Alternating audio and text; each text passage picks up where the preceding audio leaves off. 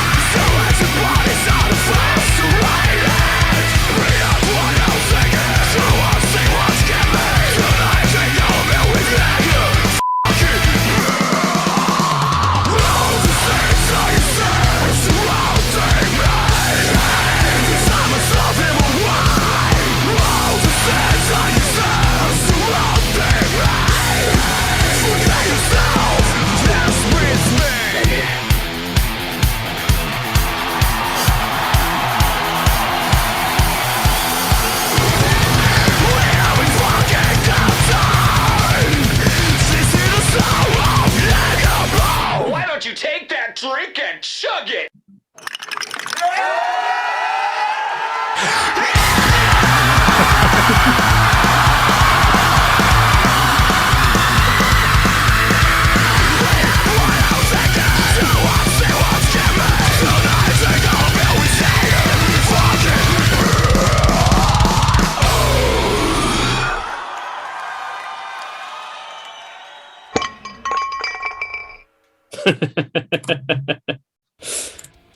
Okay, there we go. I'll give you I'm guessing no one wants to or knows to guess what the band's called. But they're a band called Crossfaith. The song was called Jagerbombs, if you hadn't guessed that part of it. No, never give that one away.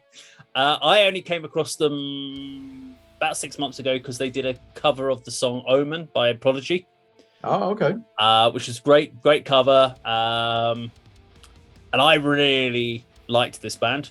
But I hadn't heard this song before, so I thought I'd throw it on here, see what you guys take for a. I'm going to check their country of origin before I say where they're from. My assumption is Japan, but I'm going to check that out while you guys give some feedback on it. So, Kirk, do you want to kick this one off?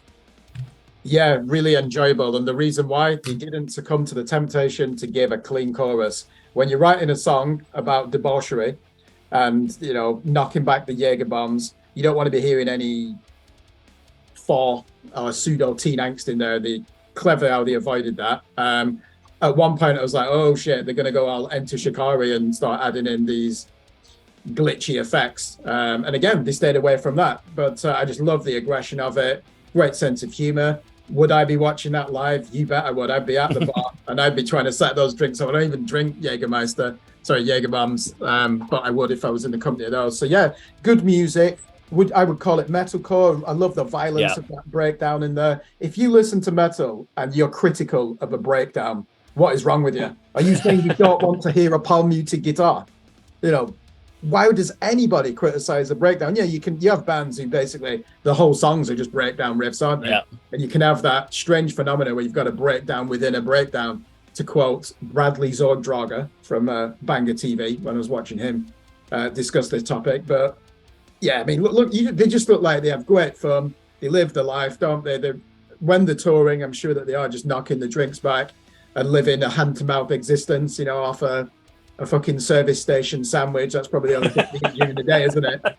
Because you don't have any money. You don't make money writing music like that. And hey, I can't really criticize that. It gives me what I want. It's visceral. It's got plenty of aggression. Love the guitar work. They actually rocked out, which is unusual, didn't they? Even that opening riff, you're like, oh, I could get the guitar out for this, which you don't often hear when it's just like the chugga chugga type riffs. So yeah, Andy, what did you think?